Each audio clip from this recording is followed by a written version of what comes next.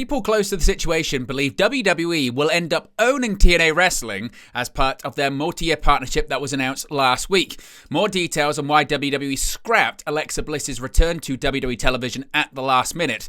Could Jeff Jarrett actually win the AEW World Championship as part of his retirement storyline? We'll let you know the details on that. Speaking of retirements, could Christopher Daniels already come out of retirement after only having his match last weekend against Hangman Page at Maximum Carnage? Just is Jesse Ventura going to be at Saturday night's main event this weekend amid the booking of his historic rival and nemesis Hulk Hogan? We'll let you know if the body is going to be in attendance. Frankie Kazarian confirms that he has re-signed with TNA Wrestling, and Baron Corbin reveals his post-WWE in-ring name.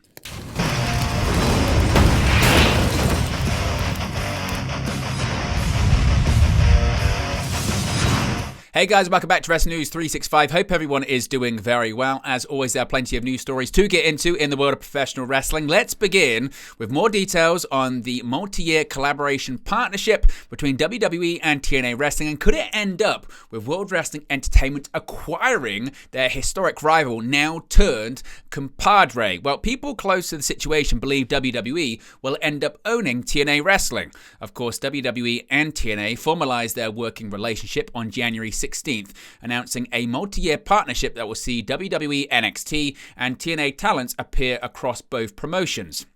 This includes WWE NXT on Tuesdays, TNA Impact on Thursdays, TNA pay-per-views, and WWE Premium Live events.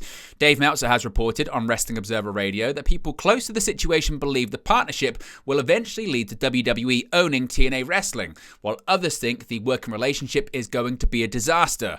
One reason for the working relationship on WWE's side, though, is the company wants to help TNA secure international TV deals to harm All Elite Wrestling. Quote, "There's a lot of stuff that's going to be part of this deal, but the key stuff is they want to get NXT, TNA on those television outlets that they're leaving. I'm sure India being a big one, so AEW doesn't get those television outlets that they're leaving because all of their shows are on Netflix internationally. They can't put anything on those stations, so they want to make sure it's not AEW on those stations. So that's one of the many reasons that they're doing this. I know people who are close to the situation think it will end up with WWE owning them. Others think it's going to be a disaster because it always is at the end. Every company WWE works with always ends up worse off," Meltzer said. Now, WWE, NXT, and TNA began working together in May 2024 when then Knockouts TNA champion Jordynne Grace made a surprise appearance on NXT and went on to challenge Roxanne Perez for the NXT Women's Championship at Battleground. Several talents have since crossed over between NXT and TNA, including at the recent TNA Genesis pay-per-view. So what do you think? Do you think WWE could end up owning TNA? Is TNA going to end up worse off? Or is this just scaremongering? Let me know your thoughts about it in the comment section below. Now, Alexa Bliss, we spoke earlier today about cancelled plans for the former Women's Champion to return to TV as recently as just a few weeks ago. Plans for Alexa Bliss to make her return to WWE have reportedly been cancelled. According to Mike Johnson of PW Insider, WWE Creative have been told to put their plans for Alexa Bliss on hold indefinitely. Dave Meltzer has reported on Wrestling Observer Radio that Bliss and WWE are currently working on a deal for a new contract, but the two sides have yet to agree to terms. PWN reported on January 11th that creative plans for Bliss had been put on hold due to contractual discussions. Plans were in place for Bliss to return on the January 13th episode of Monday Night Raw in San Jose, California, as part of a storyline involving the Wyatt Six, PW Insider had previously noted. Just before the show, however, Creative was told to drop all plans for the former Raw Women's Champion. Bliss is also not planned to be a part of the upcoming Women's Royal Rumble match. Since then, the Wyatt Six have been shifted to Friday Night SmackDown, which was announced on the aforementioned January 13th edition of Monday Night Raw. Future creative plans for the faction will be moving forward without Bliss being factored in. Alexa Bliss, of course, has been gone from WWE since January 2023 as she underwent skin cancer removal soon after. Bliss gave birth to a daughter in November of the same year, and she later suffered postpartum health complications. Of course, if we get any more details on Alexa Bliss's return to WWE television, we'll let you know in an upcoming video.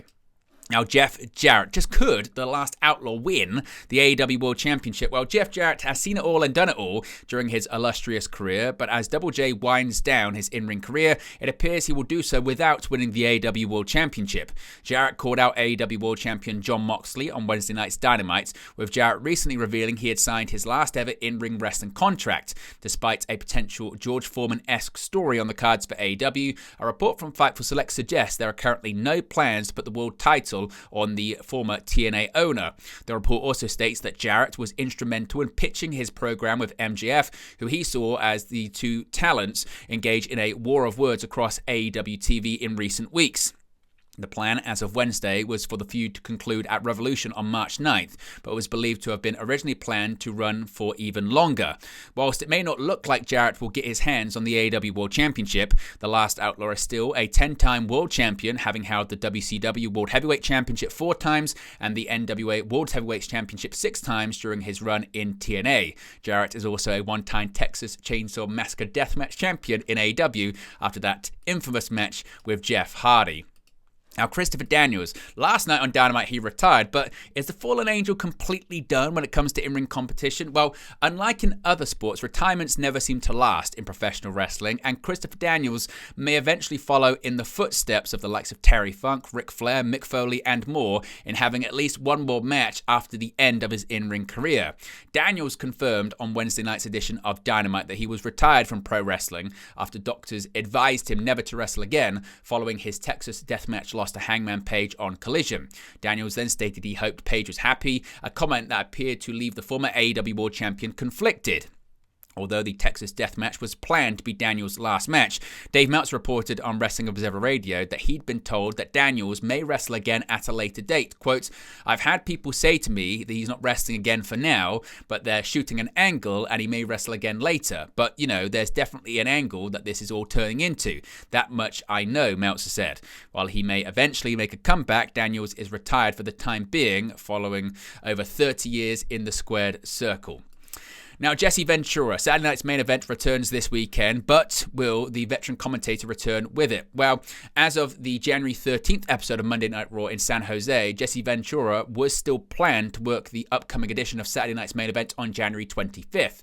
There had been speculation that Ventura would not appear on the show, as he has not been pushed as being part of the broadcast on WWE television, while Hulk Hogan has featured prominently in promotion for the event, and he is planned for Saturday night's main event.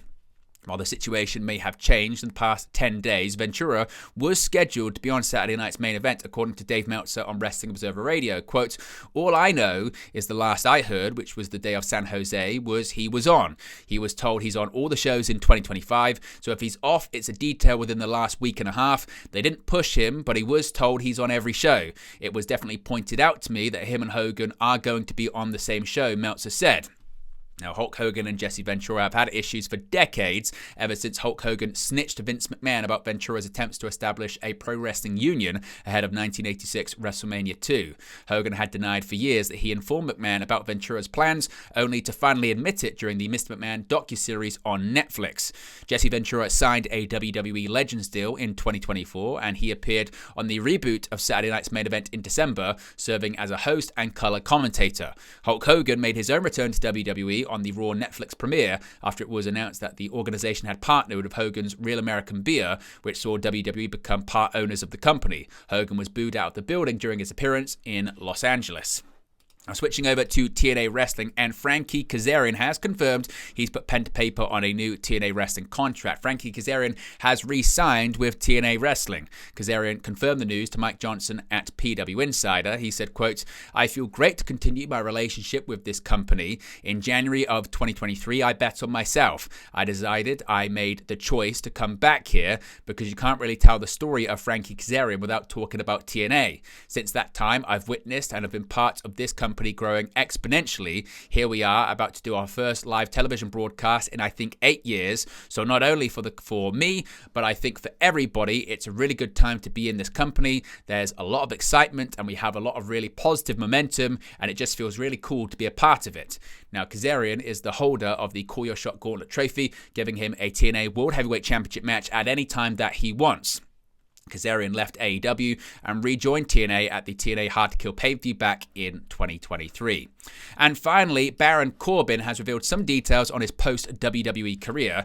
Tom Pestock has confirmed his post-WWE in-ring name, and it's heavily inspired by his time as Baron Corbin. Pestock filed to trademark Bishop Dyer on January 21st with the United States Patent and Trademark Office, and the 40-year-old has confirmed on Insight with Chris Van Vliet that he will be the Nomad Bishop Dyer.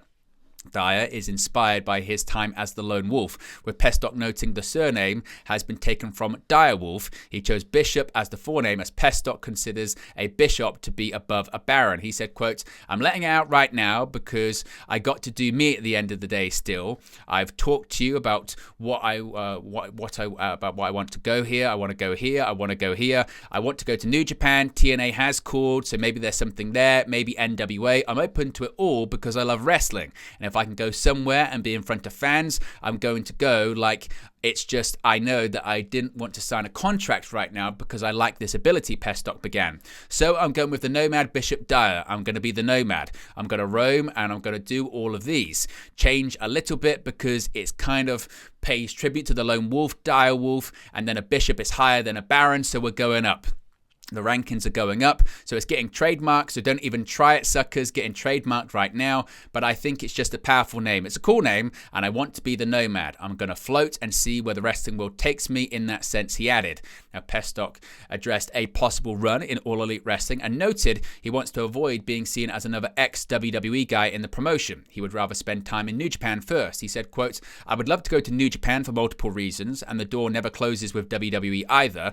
As far as AEW, their fans, they like that AEW, in a sense, is its own entity and built from the ground up. If I went there out of respect for that world, I wouldn't want to be just another WWE guy that came there because they left WWE. I would rather go and do New Japan for a year or more, who knows? Maybe that's where I just love it and I stay there for the rest of my wrestling career. So if I ever did go down that route, I would want to kind of clear that, oh, he's just a WWE guy coming over. Baron Corbin is dead as far as we know. We're dropping new name, new moniker, new character. I love wrestling. I love the creativeness of it. I love the freedom. I love performing in front of an audience and getting that live feedback in the moment. There's nothing better." Now, New Japan have already reportedly expressed an interest in Pestock, and the two sides have held talks. Corbin was a part of WWE from 2012 until his contract expired in December of last year. But there you go, guys. Latest pro wrestling news for you. Be sure to smash a like on the like button. Be sure to subscribe, bottom right-hand corner. As always, let me know your thoughts in the comment section below, and I'll speak to you again very, very soon. Hey guys, thank you for watching, listening, streaming, or however you come across this video today. Be sure to click on the video on the right there to watch our next video, or click the bottom there to subscribe, or the bottom right hand corner. Thank you very much, and I'll speak to you again very soon.